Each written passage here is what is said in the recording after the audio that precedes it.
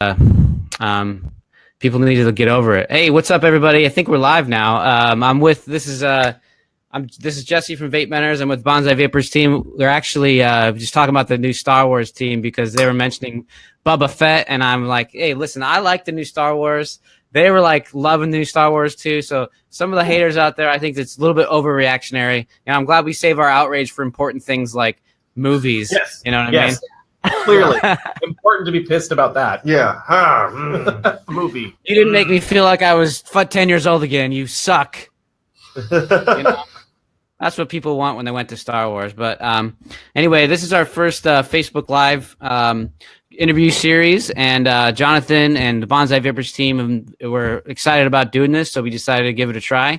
We want to be bringing you guys these entrepreneurs and these other vape industry business people to talk about what they do for success and help hopefully share their story and what's working for them so that we can all learn from everybody. And so that's the goal of this interview series. And so we have about 30 minutes of their time right now. And I wanted to get started. And I've got Jimmy Woodley up here. Do you guys know Jimmy Woodley? Yeah, Jimmy Woodley's the man. Shout out. They're the best. He's are they a wholesale customer? Yes. Yeah. They're our best, right? Yeah. They we've been working together for almost 3 years now, and they really believe and push our product. They have a great team. Jimmy's one of the best vape shop managers ever, and yeah, just really building out the stores and has a really good direction. So, yeah, shout out to well, Jimmy.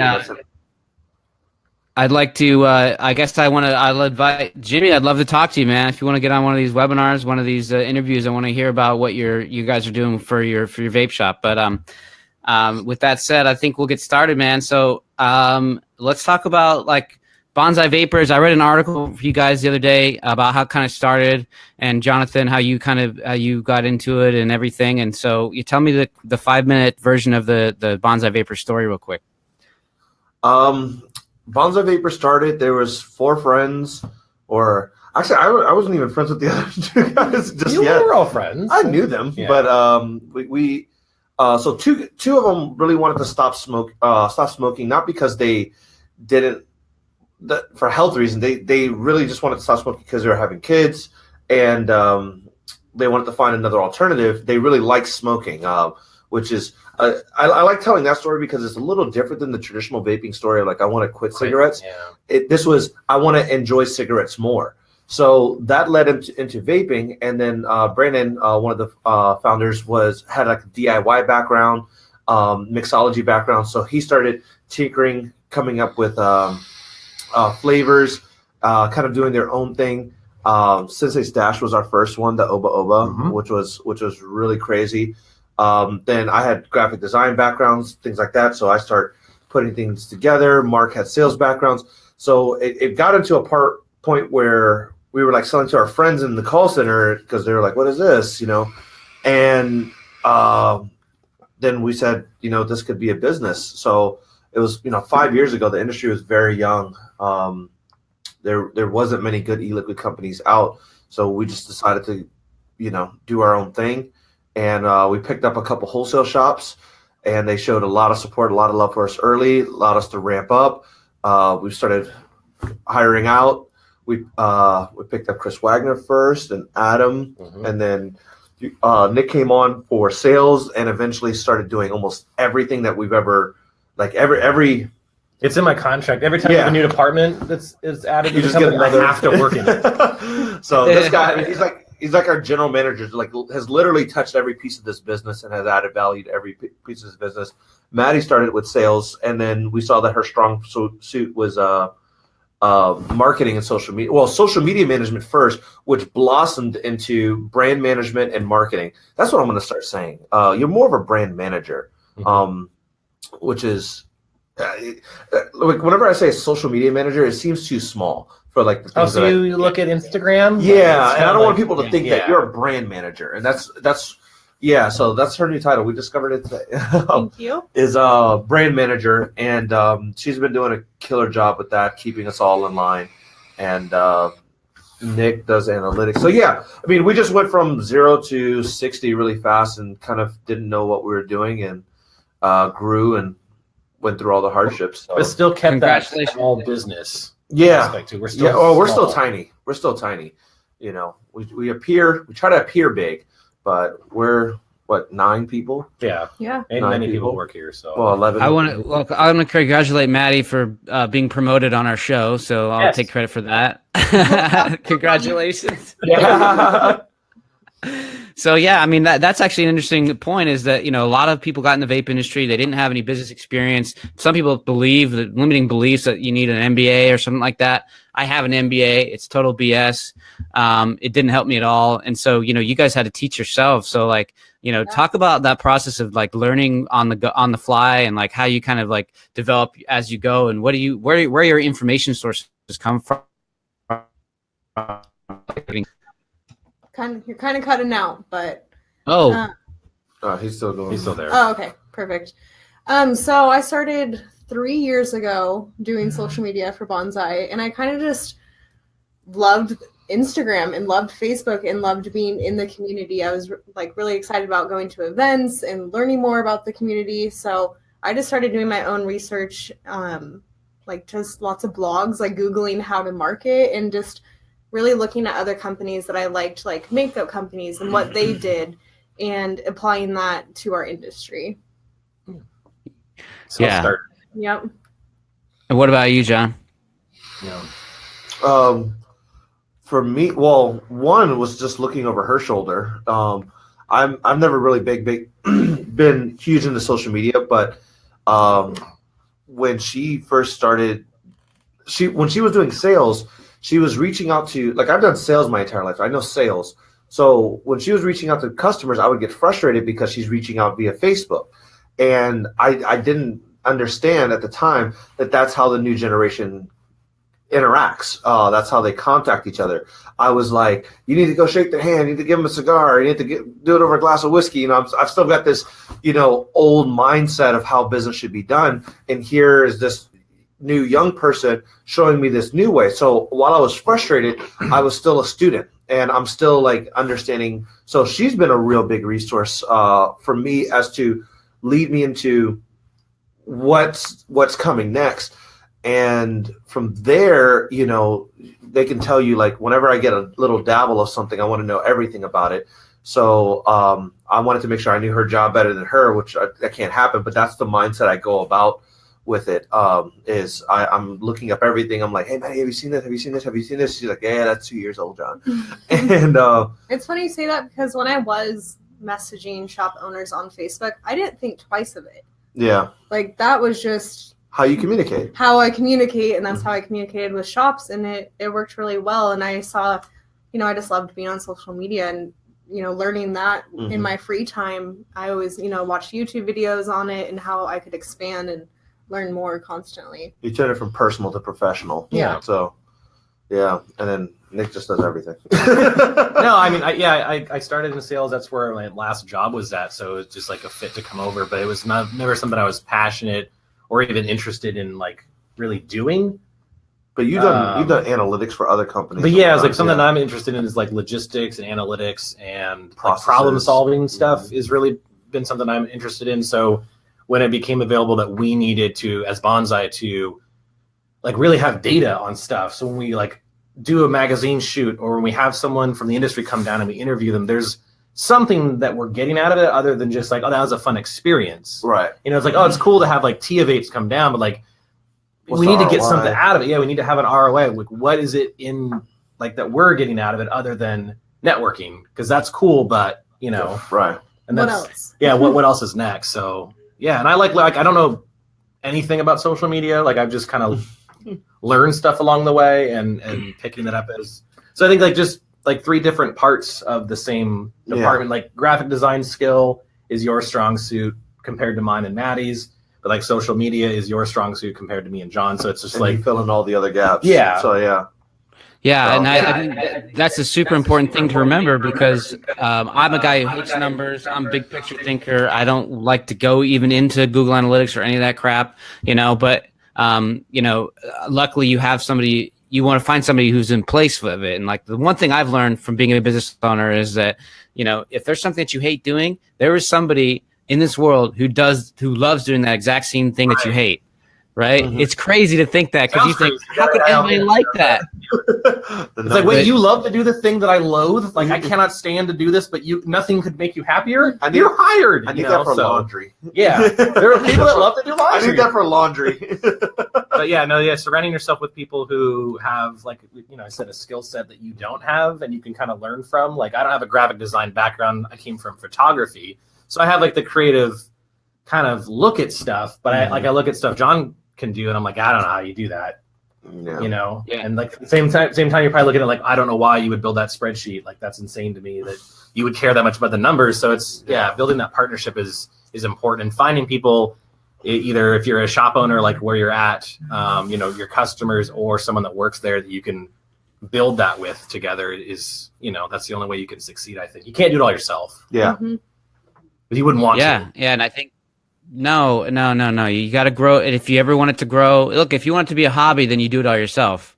Right. If you want it to be a business, you got to find the people that fit into that. And so I think that's probably when people look at, you know, what you guys do, which I just want to say it in front of everybody now that I really admire you guys' work. I've been kind of following you guys and what you do and stuff. And I think that it's easy to look at people and kind of be like, oh man, they got their stuff figured out. But you know, there's some stuff that you guys are still learning too. So what are you guys working on right now that you want to change, and how do you plan to grow in the next like year?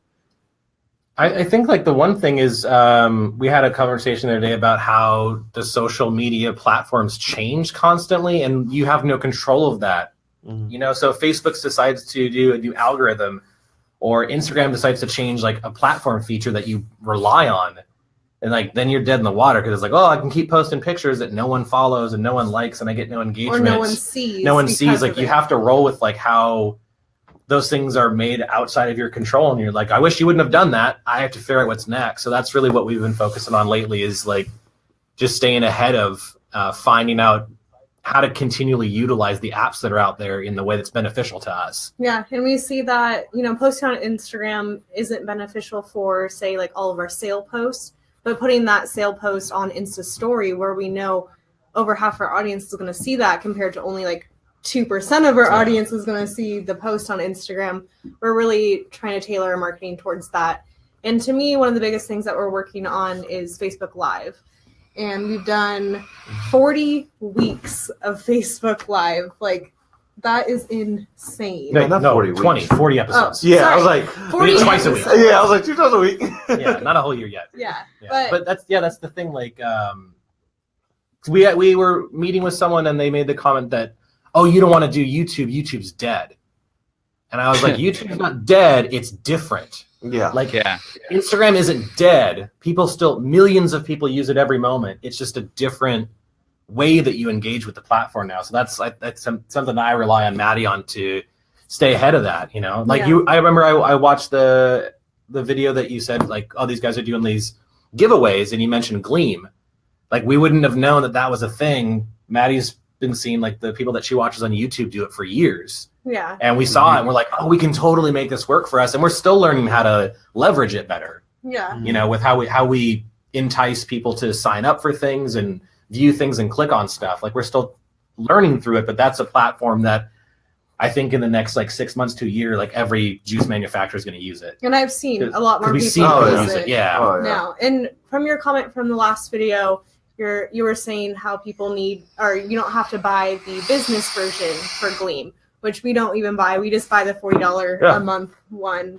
I don't think it's worth it yet. We'll see maybe in the next year if everyone else is using the business or the middle one. Yeah. Like, maybe we will need the business for the future. But for right now, just the $40 a month, it works for us. Yeah, the $40 that we invest, we get it back, like, in engagement, in eyeballs on our company. Like, it's just totally worth. That's just a small investment. Yeah. To do. I think that's a big thing too. Is like, you don't have to spend hundreds of thousands of dollars to market your brand or show your exposure. You can do it. We do it guerrilla style. Like, that's our motto here. Mm-hmm. Is like, how can we do this for free? Because we know there's a way. How we can do it for no money. Just because it allows, you know, John and the other partners to put their money in other things. So Yeah, and you know we're relegated to that because of the restrictions that we have in our industry. But I like to tell people and remind them that listen, this is actually a blessing, not a curse. Because if we did have advertising, then you would just get crushed. Yep. You would just get crushed. Everybody would just come in. The big players would come in and buy up all the traffic, and then you know there wouldn't be as many small businesses and small e-commerce sites and everything like that. So I think that you know you guys are focusing on the right thing by the content that you guys put out, and you know just focusing on the community and stuff. And so you know I want to ask you two questions, but first thing I want to ask is what is the how do you use Instagram stories? Because I'm actually still confused about that. So give me like the I've never used Instagram story reason to use Instagram stories in my marketing. So to me, like we've talked about this before, Instagram is a magazine. So you want to show the different shots of your brand and your products.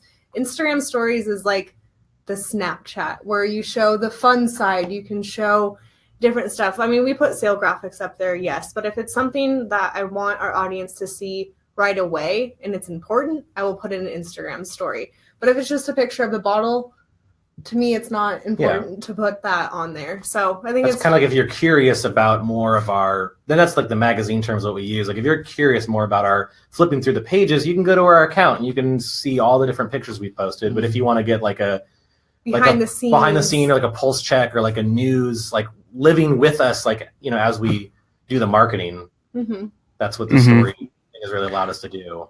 The know, like, and trust factor of getting to know you as people rather than just you as a brand. Yeah. Okay.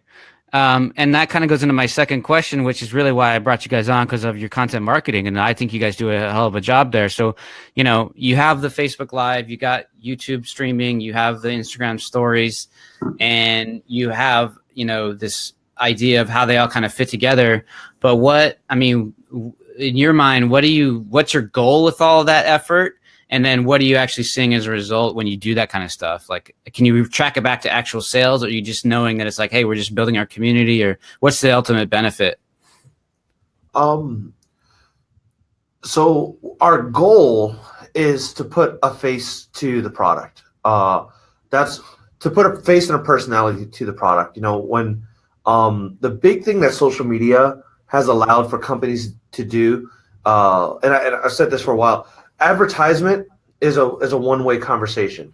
I'm telling you this is good. I'm telling you this is the best. This is the billboards, one-way conversation. Social media is the first chance that companies have had to allow a massive two-way conversation with the customer on a engaging and meaningful way. I mean, you look back in the early 90s, if Pepsi wanted to do a focus group, or Pepsi wanted to do a survey, what do you think about this cherry Pepsi? What do you think about that Pepsi? What do you think about a new logo? There was no way to do that on a massive scale besides buy a commercial for hundreds of thousands or millions of dollars and then have people mail in letters. Even a website, you know, back then wasn't as robust enough to collect data in the most meaningful way. Now with social media, you could start a brand literally tomorrow and have the same level of the same opportunity for focus grouping, the same opportunity for everything that these big brands have. So it's kind of been a great equalizer for brands.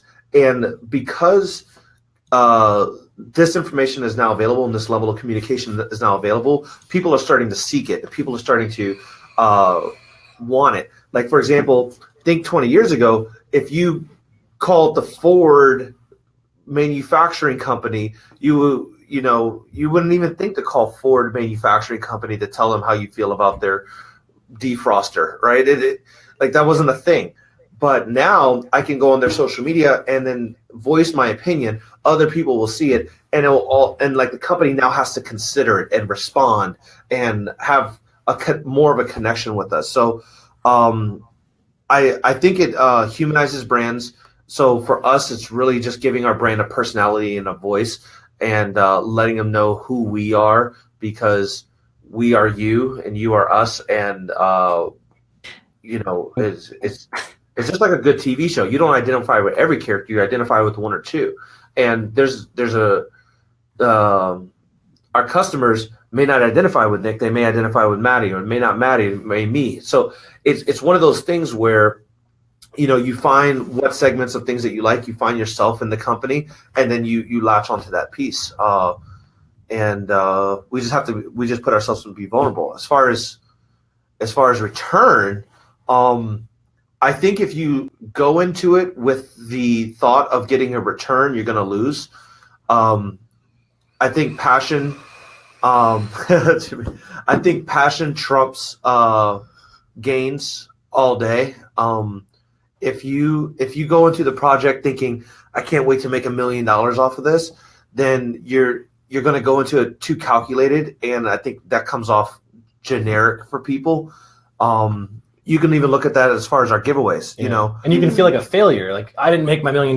This didn't work. Where it's like, we would look at it like, no, but you got this, like this networking opportunity for you. And you found these new customers that you can deal with. And they want you to talk to them. Like, if you look at our giveaways, if you look at it, go 6 months back into our giveaways, or 3 months back into our giveaways, you'll see things and you'll say, I've seen a lot of people do that. I've seen a lot of people, while they were cool at the time and we thought that they were cool, you'll see with our January giveaway that there was a very distinct cut, and we said, you know what, we're going to do a different type of giveaway. We're going to do something that's more personal. And so in February is even more personal. So we're on this track of getting away from, like, let's give away what everybody else is giving away. Let's do what everybody else is doing. Let's, like, thinking about what we instead of thinking about what we should be doing, we're thinking about what we want to do and what we like. And that really shows. And it shows, and it comes off. Because if you think, like, I'll tell you, our last giveaways was an Xbox. We did this Xbox One X. We're like, oh, this would be cool, you know. And while there was a level of, like, cool there, and we were excited about it. Taco Bell's done Xbox giveaways. Like, Safeway's done. Like, everybody's done it. It's easy, right? Yeah. It's a copy paste. Put this in there, and company and people are looking for more than that. You know, people are looking for you to really be thinking about them. And so with our January giveaway, I think you proposed it. We're like, you know, do a dinner and a movie giveaway, and then we're like, well, how do they get there? Uber. Right. Yeah. Let's get flowers. Oh, I don't think you could buy drinks with the gift card, so let's give a debit card. Like, we tried to think about the entire scope of that night, and we put ourselves in that position. Like, if I got these, what obstacles would I run into? Like you. I mean, I've done this where this is how I know it. It's like I'm like, hey, can I get a couple glasses of wine? I got this gift card. I'm about to ball out, and they're like, nope, no, can't put alcohol on the gift card. That's for breadsticks. Money. Yeah, it's for breath.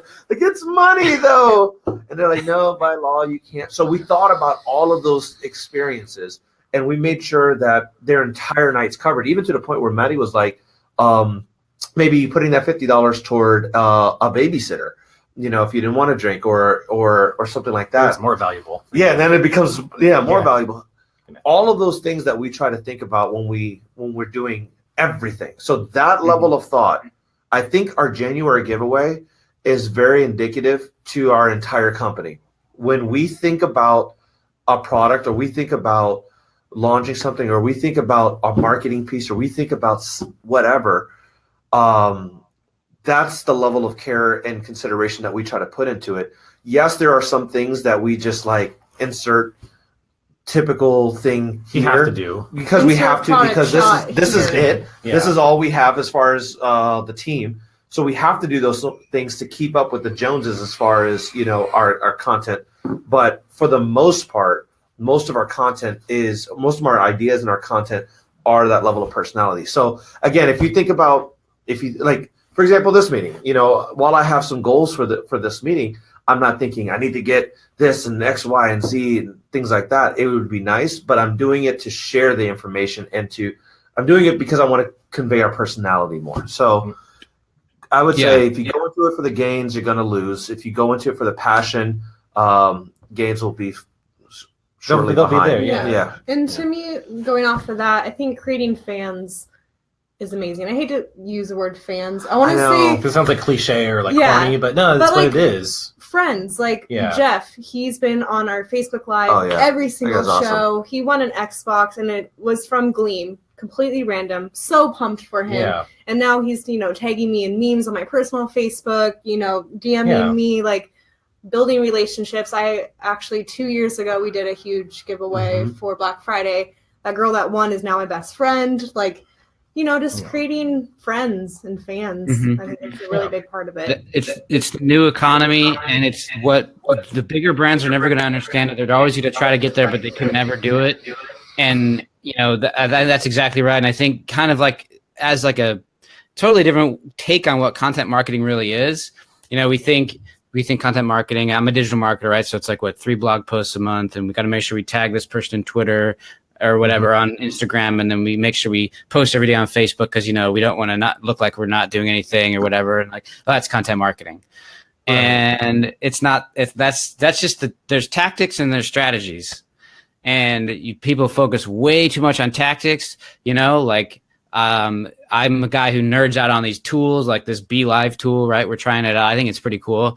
But there's actually another one I'm going to test out next time and see which one I like. And that's tactics stuff. And that's important to do. But the strategy that you guys talked about is what's really behind it all. And that's the tactics are the tip of the iceberg. Strategy, what's everything underneath. And so I think what you guys just said is perfectly spot on about what content marketing is and how it should be used for your business. And I think Seth Godin, I don't know if you're familiar with him, but he wrote the book Tribe, and Tribe is basically basically that whole mention. It's like the idea that you just need you need your tribe that is you, and that's only yours, and no one can touch that, and no one could ever pay to take those customers away from you because there's an emotional connection there. Yeah, and exactly that. Yeah. So we have about 5 more minutes. So I want to ask you guys, what impact do you guys want to have on the vape industry? Me? Oh, is it me? Or is it? No, I would say for us, because it's like we go to that thing like we don't want to call them customers, and that sounds corny to people, but it's like we're not in the cloud competition era for our juice. That's not the kind of people, we're not interested in that. We don't go to events and try to promote that because that's not who we are. So we're trying to find people that are also like us in that. And we got a couple comments on our Facebook show once where someone's like, how come all these juices are max VG and everything's a giant cloud and I don't understand? And it's like, you can have that, right? You can be interested in that. And that's a segment, but for us, we're not hating on it, but it's that's not what we're into doing. It's we like cars, but we don't like the sports cars and fine tuning them. It's it's a cool BMW. It's not it's a twin cam dual valve. We're not that technical, that kind of stuff. And so some stuff we do, but so for me personally, and then what we're working on in the marketing is just kind of making it every day and making it an everyday person. So John's tagline is making vape easy. Mm-hmm. Don't make it overcomplicated. Don't make it to where you have to figure out all these formulas to do stuff and figure out, my own thing is this or that. There's enough people you can ask for that. There's enough information, so we're not going to add anything to that. So for us, it's kind of hey, just take a second, figure out why you're vaping. Is it to quit smoking? Is it to be healthier? Is it to save money? Because that's what we want to help you with. Mm-hmm. And so I would like to see more of that out there.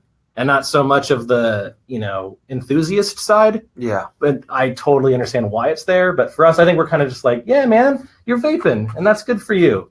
Yeah. It's it's really making vape a secondary part of life again. Right. And I say again, when you're a smoker, that's not all that defines you. You don't go to smoking competitions. Yeah. And you don't do tricks with how you can roll your cigarettes. You know? It's we want to give people, we want to remind people that they have an identity outside of vape.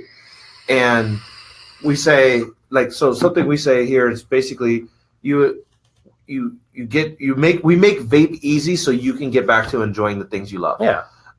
Music or video games or cars or your kids or whatever. That's all important. Of those things define you. Vape is a piece of you. And it's one of those. For that. And we want to be there to support that, and we want to be there to make it easy. And we want to be there to make it as fun as it should be. But then go and have fun with the rest of your life. And when you need us, we're here for you. Yeah. So we're just one facet of your life, and we want you to enjoy all the things. And then come back and share with us what you enjoy. Yeah. Share with us your board game fetish or your or your video games or computers or cars or comedy or movies or anything else, because guess what? We enjoy those things too. Yeah. Right? The company that you love enjoys those things, and we want to hear them, and we want you to share those stories with us, and we're going to share those stories with you. We want you to be wacky. We want you to be zany. We want you to be serious. We want you to cry. We want you to love. We want you to hate. We want you to do it all with us, and then have a vape or two. That's it. Just really that simple. Nothing. We're not creating a vape culture. Like, no one cares about that. I don't. Well, some people care about that, but we don't care about that. That's disingenuous for us to talk about that kind of stuff, because that's not. We're trying to create a culture of people, not a culture of vape. Vape is something we do, not who we are. Yeah. So it's almost like it's like a little bonsai tree that you're trying to mix. It really is. Like, you look at every branch and there's something new, but what ties us is the vape. That's the commonality between us, but that's not the only commonality, right? The vape is the platform to discuss other things, not the sole topic of discussion. I'm going to coin that. That sounded good coming off the tongue. Don't use that. Don't hurt yourself patting yourself on the back there. Oh, yeah. See, we got a promotion and we got a new catchphrase for you guys. See what happens when you come on these shows. This is what happens. We got one question from Logan, and then I think we can end it. Unless you, he says, when talking about Instagram, how was it making your business personified? When did you know you were on the right track for where you wanted to go with your business? That was you. Don't look at me. When did you know you were on the right track with Instagram? Yeah. Oh, there's a question. Yeah, there it is. Right track. Man, that's hard to say. I don't think there was a right track or a wrong track. I think when it was... So I make the schedule. I plan our marketing a month in advance. And when it got to the point of... We were always coming up with new ideas. Like, oh, should we add this and add this and add this in? We saw what the customers liked. We're going based off of that. We know to add in, different captions. He's always like, do people even read these? And we're seeing that people are actually responding. So I would say to that too, sorry to cut you off, but I would say to Logan's question is we're always trying to be on that right track. So you look at what we posted like 3 months ago at that time, which would have been 4 months ago because we did it in advance. We were really happy. Yeah. Now we look back on it, it's like, man, I can't believe, like, I'm happy we did that, but man, we have come so far, we can do so much more with that. So I think, like, having that mindset for us, like, that's why I think it's hard to answer that question, like, when do we know we were doing the right thing? We've always felt in the moment that it was right, but we always go back. We don't sit there and be like, we just keep pumping out the same, juice bottle on a wall next to a skateboard over and over again. It's like, that's not who we are. It's not what we're trying to present, We did it one time.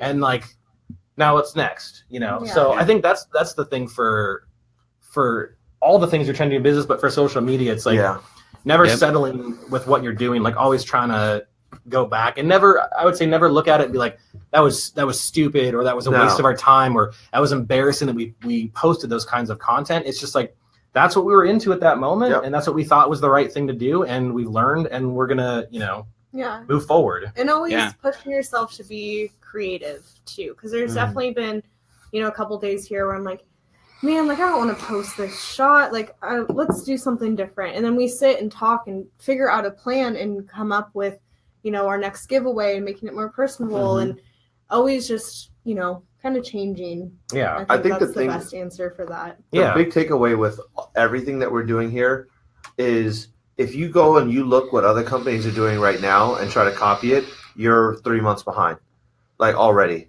If that's what your plan is for business, if you're comparing yourself to somebody else, like if I go on, Pepsi's marketing or Space Jam's marketing within the industry, or even Banzai's marketing, especially Banzai's marketing, because I can speak for it, and you look at what we're doing and then you try to put it into action, you're 3 months behind.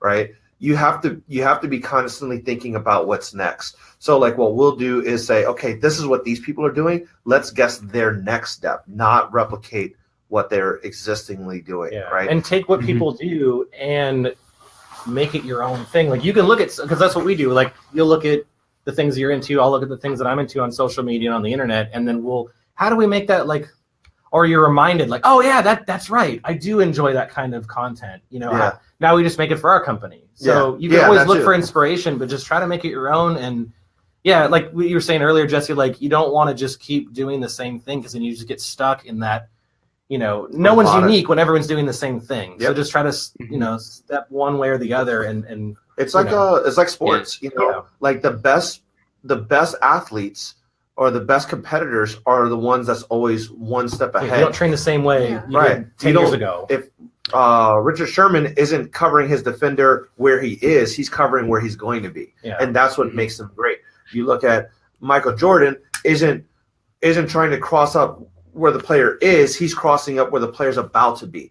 He's predicting where you're going to be, and that's why he's ahead of you every single time. LeBron James plays to your next step, not the one that you're at. And that's how you win in marketing. You don't look at you look at what's out there, but you play to the next step, not the existing. And the last thing I'd say on that is it's okay to make mistakes with that, because I'm not certainly saying it, and I know that like you're not saying this, like that we're the Michael Jordan or LeBron James of what we're doing. No, God no. I don't want to put that out there, but it's like someone might look at it and be like, wow, they're doing a really amazing job, and it's like we've done so many things to get to this point, where it looks like we know what we're doing, but there's a lot of mistakes and missteps where it's like, oh, we should have done that. We missed an opportunity there. So it's like to be okay with like screwing stuff up. Yeah. As long as you're trying, as long as you're being honest with what your company is, like, I don't think you can go wrong. As long as you're trying to learn from it, you'll be okay. And sorry, one more thing with that. And another thing. So we know our best sellers here. We do the analytics, we know, and we push our best sellers on Instagram for the people that don't know us. So I think listening to your customers and listening to what they're saying and applying that into your marketing is huge. So we'll take, reviews of Milk Plus and they'll say like, oh my gosh, this is my new all day vape. Absolutely love it. I'll add that to the caption of our Instagram picture. So if someone's scrolling through, they'll be like, oh, never even seen this. Someone's all day vape. Like, adding in what customers are already telling you is a huge part of it. Yeah. Yeah, I think that's so important. You got to listen to your customers. I mean, there's two things I was thinking of while you guys are explaining. First of all, what got you here won't get you there. That's the number one thing you always have to keep in mind. Yeah. And then, I know that when we went to the moon, if you believe we went to the moon, is 98% of the time they were off course. Yeah. But they still freaking got to the moon and slingshot around that shit and landed the thing, and then they got back and they're all alive still. It's like 98% of the time we don't know what the hell we're doing. Honest to God, even the people that look like they know what they're doing. And then, so it's okay with just I love Paul Simon. He has a lyric of "Faith is an island in the setting sun," and so that's kind of what business is. To get super woo woo with you guys. So, I'll leave you guys with the last word. What message do you have for your customers? You guys do wholesale. You guys have a B2B, B2C kind of it all arm. So what message you want to leave us to sign off? Well, I mean, if I guess to wholesalers, if you own a shop, we sell a product. Give us a call. We have salespeople over there. They're awesome. We do true account management. Jimmy is in here. In fact, I got to call Jimmy because I haven't been the best account manager personally. So but we like to have relationships with everybody we do business with. I like to know what's going on, the pain points, the struggles, the pros, the cons, everything. I want to know everything about your vape shop, and I think that's one thing that really sets Banzai apart is we try to be as genuine as possible, and we have a lot of great products. I don't want to sell myself right now. Honestly, we hate this part. If you want to call us. If you don't, best of luck to you. Best of luck. We're here. Call us. Just pick our brains or call us. Like what? I don't want to sell myself. Like if you want a good product, I got you covered. There's a lot of good e-liquid companies out there. So visit us at banzaivaporswholesale.com. BANZAI Vapors VAPORS wholesale.com, or check us out on Facebook. Check us out. Hit us up in the Twitter. DMs. Any of those things. If there, you can figure out how to reach us. But we're around. Yeah. All right. Well, Well, I just being humble. I don't know. Yeah. I don't like to sell. It's always weird to talk about yourself like that. We're a premier company with handcrafted artisan. We lay it in soft. No, I don't. We make good product. We hope you enjoy it. And if you don't, you'll find someone that can fill your store shelves with stuff that you like. Yeah, that's it. We make good product. We try to make the process easy, and we get you back to making money. That's awesome. That's what our wholesale is about. We try to maximize profits for our retail shops, and we call them retail partners, and maximize profits for them, and just keep things simple. Yeah, and if you're doing marketing for your company or your brand, keep working at it. And if you're not having fun, change it up. And if you're still not having fun, that's the key. Maybe it's not for you. It's never the worst idea to determine that you're not fit for something that you're trying to do and just banging your head against the wall. Network, find someone, talk, reach out, get a community going, and see if you can get some feedback or some stuff moving in the right direction. Yep. I agree with that, man. Make a plan. That's Maddie's plan maker. Plan maker. You can't accomplish anything without making any sort of plan. You'll fail miserably. See, I told you, marketing guys are always they don't plan anything. They're like, wing it. Hey, it's okay. You got to have a skill set. I think you have the skill set to wing it. Some people don't. They were not born with that ability. Yeah, I'm a wing it guy. Yeah, you just like winging it. Yeah, whatever. Yeah. Chicken wing. Plan schmance. Well, I appreciate you guys coming on. Jimmy, if you want to talk about your experience with Banzai. Sorry, they're a little bit busy right now, Jimmy, so they'll get back to you in a minute. But I appreciate you guys coming on.